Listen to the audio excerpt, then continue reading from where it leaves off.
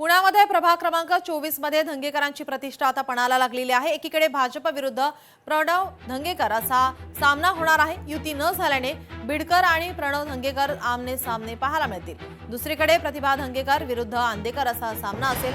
राष्ट्रवादीकडून सोनाली अंदेकर निवडणुकीमध्ये उभ्या आहेत। रवींद्र धंगेकरांचा मुलगा आणि पत्नी शिवसेनेमधून या ठिकाणी रिंगणात आहेत।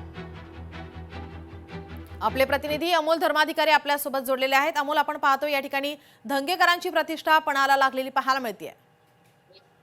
नक्कीच रवींद्र धंगेकर यांनी त्यांच्या शिवसेनेकडून त्यांच्याच कुटुंबातील 2 जणांना उमेदवारी दिलेली आहे, ज्यामध्ये त्यांचा मुलगा प्रणव धंगेकर आणि त्यांची पत्नी प्रतिभा धंगेकर या दोघांनाही त्यांनी रिंगणात उतरवलेला आहे।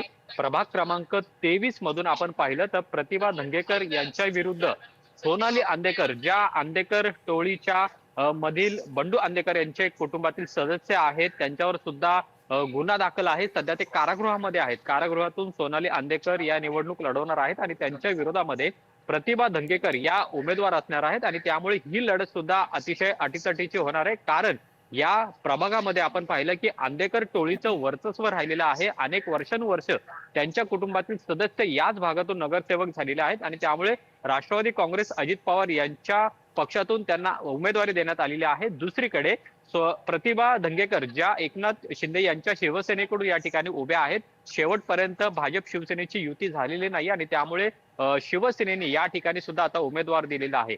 हे झालं प्रभाग क्रमांक 23चा आणि प्रभाग क्रमांक 24 मध्ये भाजपचे निवडणूक प्रमुख असलेल्या गणेश बिडकर यांच्याच विरोधात रवींद्र धंगेकर यांनी त्यांचा मुलगा प्रणव धंगेकर याला रिंगणामध्ये उतरवलेला आहे। प्रणव पहिल्यांदाच या निवडणुकीच्या रिंगणामध्ये उतरलेला आहे, त्यामुळे ही लढत देखील कशा पद्धतीने होते हे पाहणं महत्त्वाचं आहे। गणेश बिडकर यांनी याआधी खरं तर या प्रचाराला सुरुवात केलेली होती। प्रत्येक मतदारांपर्यंत पोहोचण्याचा त्यांनी प्रयत्न केलेला आहे।